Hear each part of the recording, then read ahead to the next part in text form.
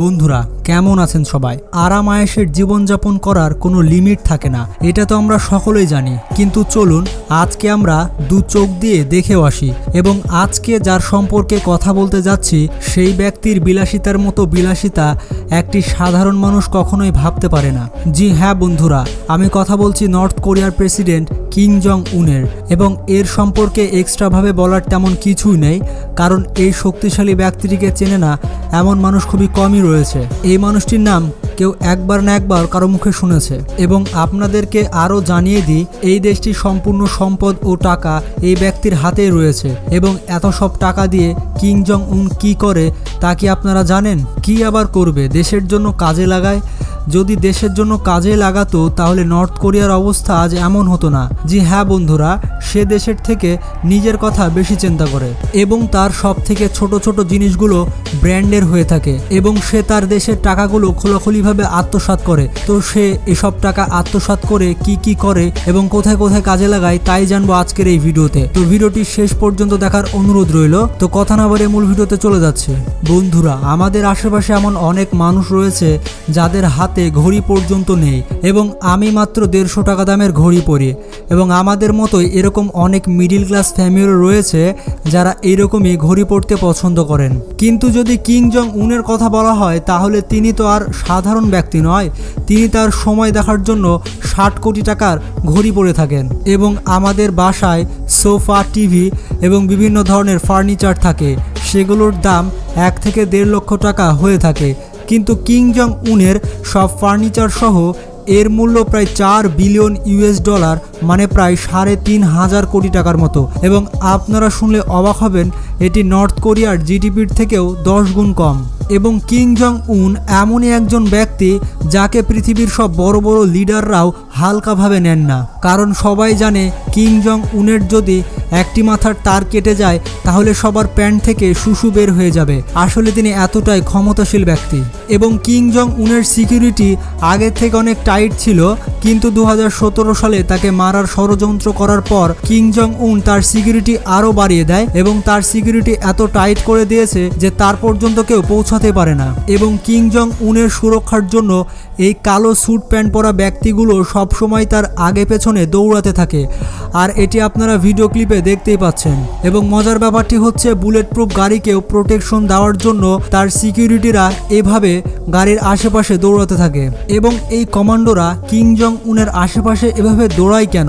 অনেকে মনে প্রশ্ন জাগে, অনেকে তো আবার আইনস্টাইনের ভাস্তা। তো যাই হোক, আপনাদেরকে জানিয়ে দিই, কমান্ডোরা সবসময় কিম জং উনের আগে পিছে দৌড়াতে থাকে। এবং এরা কোনো সাধারণ কমান্ডো নয়, এরা সব এক একজন মার্শাল আর্টিস্ট এবং স্পেশাল কমান্ডো। আর এই সব কমান্ডোরা কিছু সেকেন্ডের মধ্যে আপনার গলা থেকে মাথা আলাদা করে দিতে পারে কোনো অস্ত্র ছাড়াই। এবং এদের পেছনে কিম জং উন খরচ করে কোটি কোটি টাকা। এছাড়া কিম জং উনকে সুরক্ষা দেওয়ার জন্য 90,000 সোলজার সবসময় অ্যাক্টিভ থাকে। এবং আপনারা জানলে হাসতে বাধ্য হবেন যে এই কমান্ডোদের হাইট কিম জং উনের থেকে 1 ইঞ্চিও বেশি হতে পারবে না। আবার এদের হাইট কিম জং উনের সমানও হতে পারবে না, সবাইকে তার থেকে ছোট হতে হবে, নয়তো আবার এই লাট সাহেবের রাগ উঠে যাবে। আর আপনারা তো সবাই জানেন, কিম জং উনের যদি কারো উপরে রাগ উঠে যায় তাহলে তাকে নিউক্লিয়ার বোম দিয়ে ওড়াতে তার 1 সেকেন্ডও লাগবে না। আর এটাই কারণ কিম জং উনকে কেউ সহজে লাড়তে যায় না, আর লাড়তে গেলেও 1 লক্ষবার ভাবে। এবং যে ব্যক্তি সবসময় নেশা করে, মানে ড্রিঙ্ক করতে থাকে, তার ওপরে কোনো ভরসা করা যায় না। কাকে কখন বোম দিয়ে উড়ে দেয় তা তো আর বলা যায় না। জি হ্যাঁ বন্ধুরা, বিজনেস স্টাডিজ নিউজের মতে কিম জং উন মাসে 13 বিলিয়ন ইউএস ডলারের মতো ড্রিঙ্ক করে থাকে। মানে তার হাতে 2টি বোতল থাকলে তার শেষ করতে 1 মিনিটও লাগবে না। এবং তিনি সবসময় এমন নেশার মধ্যেই থাকেন। তো আপনারা ভাবছেন যে এত কোটিপতি ব্যক্তি তিনি কি খাবারটাই না খেয়ে থাকেন। তো যাই হোক, তার খাবার মেনুতে এমন কিছু থাকে যা আপনার এবং আমার চিন্তা ভাবনার বাইরে, কারণ তিনি এমন কিছু খাবার খেয়ে থাকেন যা সাধারণ মানুষরা কখনোই খেতে পারবে না। আর কিম জং উন তার খাবারগুলো বাইরে থেকে ইম্পোর্ট করে নিয়ে আসে, আর এর জন্য তাকে বিলিয়ন বিলিয়ন টাকা খরচ করতে হয়। এবং কিম জং উনের বেশিরভাগ খাবারের ওপরে স্বর্ণের প্রলেপ দেওয়া থাকে। এবার হয়তো আপনারা ভাবছেন, কিম জং উনের টয়লেট ক্লিনার যে ব্যক্তি হবে তার তো কপাল খুলে যাবে। তো যাই হোক, এই পিচ্চি বাচ্চা ব্যক্তিটি শুধু সিগারেটের পেছনে মাসে 200 কোটি টাকা খরচ করে থাকে। আরে ভাইরে ভাই, মাথায় খারাপ। তো জানলে অবাক হবেন, কিং জং উনের কাছে 20,000-এরও বেশি মুভির কালেকশন রয়েছে এবং তার পছন্দের মুভিটি হচ্ছে গডজিলা অ্যান্ড র্যাম্বো, যেখানে তিনি তার দেশের একটি জনগণকেও কোনো মুভি দেখতে দেন না, কারণ সে দেশে মুভিকে ব্যান করা হয়েছে। সেখানে কিং জং উন এত হাজার হাজার মুভির কালেকশন রেখেছে তার বাসায় এবং তিনি তার বাড়িতে 7 কোটি টাকা খরচ করে মুভির থিয়েটার বানিয়েছেন, যেখানে সে আরাম করে মুভি দেখতে পারে। এবং কিং জং উনের ট্রেন থেকে শুরু করে গাড়ি পর্যন্ত সবকিছুই বুলেট প্রুফ হয়ে থাকে এবং এগুলোর মূল্য কত কোটি টাকা সেটি আপনাদেরকে বললে আপনারা হয়তো মাথা ঘুরে পড়বে, তাই আর বললাম না। তো যাই হোক, উত্তর কোরিয়ার পাবলিক কিং জং উনের ওপরে এতটাই রেগে আছে যে একে একা পেলে পুরো ছিঁড়ে খাবে। তো এর কারণে কিং জং উনের নিরাপত্তা এত জোরদার করা হয়েছে, এমনকি কিং জং উন তার নিজের চাচাকে একটি জঘন্য কেস দিয়ে ফাঁসিতে ঝুলে দিয়েছেন।